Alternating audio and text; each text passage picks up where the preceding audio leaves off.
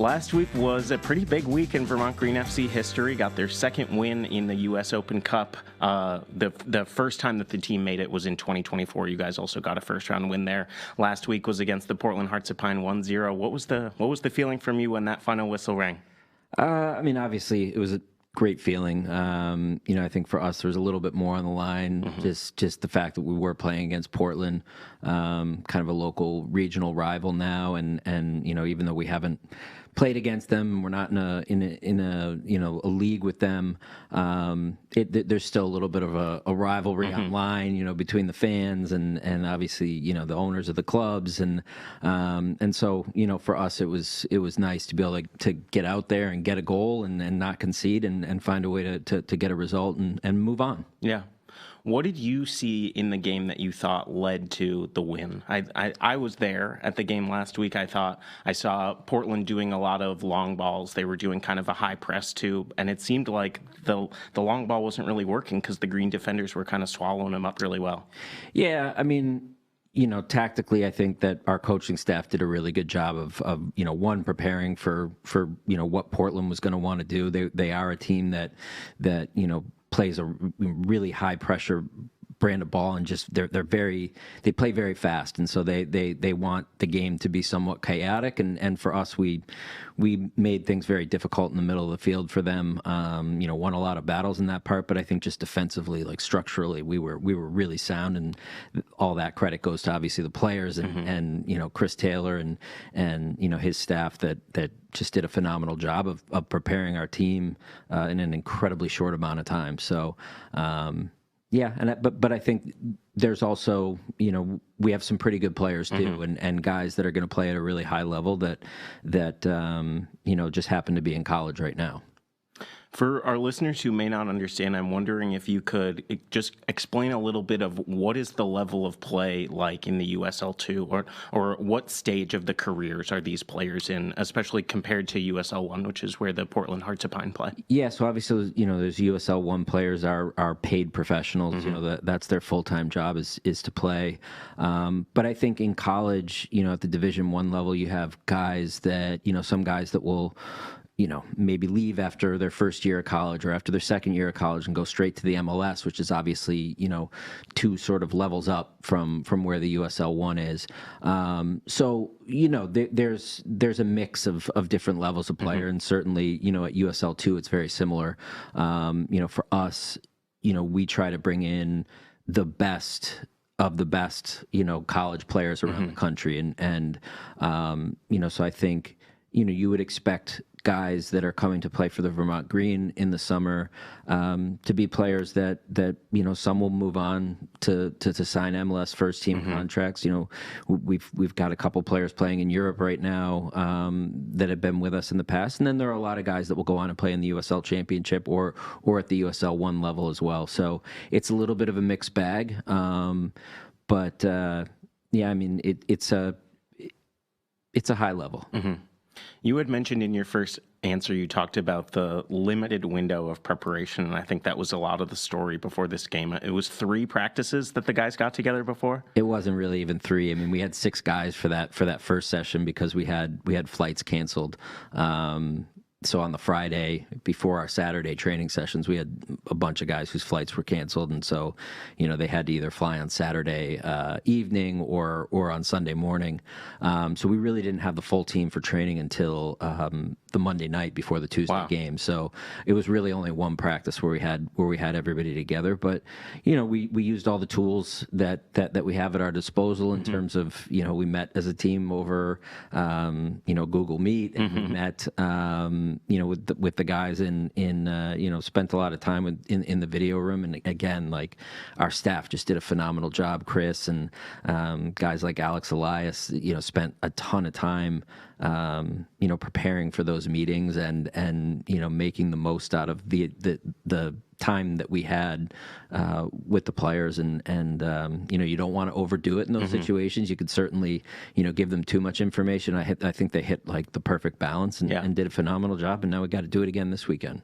I saw a clip that the club uploaded on Instagram that was, I think it was Chris talking during one of those training sessions, and he had mentioned that the guys who were here last year already knew about the crowd, but for the new guys, that the crowd could give that kind of extra 10% that you might need in the heat of battle.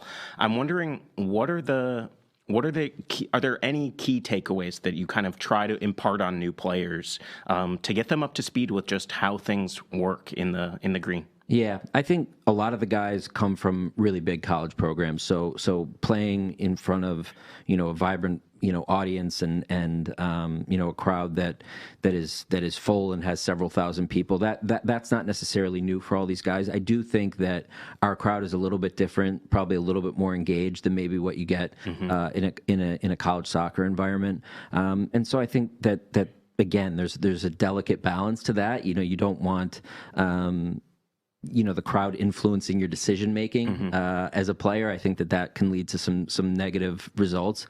But I do think that having the crowd sort of give you that, as Chris said, that extra 10% to make that extra run or to find a way to get through a difficult moment in a match, and also trusting that the crowd is going to influence the game, and that's become a really big thing for us and a major advantage. And if you're just joining us, I'm speaking with Adam Pfeifer, the sporting director for the Vermont Green FC. Adam, as you've been preparing for this upcoming game, the round 2 game against Westchester SC, yeah, what's that preparation like for you? We're trying to figure out who we can get here in time for that game. Same thing as the first round. We have players that are on current active college rosters, and they're all in their spring seasons, and they all have different schedules. We won't be contending with as much sort of spring break time as we did with the first round, but we're still trying to figure out who's going to be available for us to bring back, and which of our other players that are going to be coming to play for us this summer that maybe weren't available for the first round might be available for the second round. And you're talking about players from out in California to, down in Texas to, places in the middle of the country to obviously the East Coast. So they're all over the country, and, we're trying to figure out how we can bring them in to get as many practices with the full group as we possibly can. But at the end of the day, we're going to find a way to make it work. And if it's only one practice again, that will be the situation, and we'll do the best that we can to prepare for that match and go into it confident that we can go out and get a result.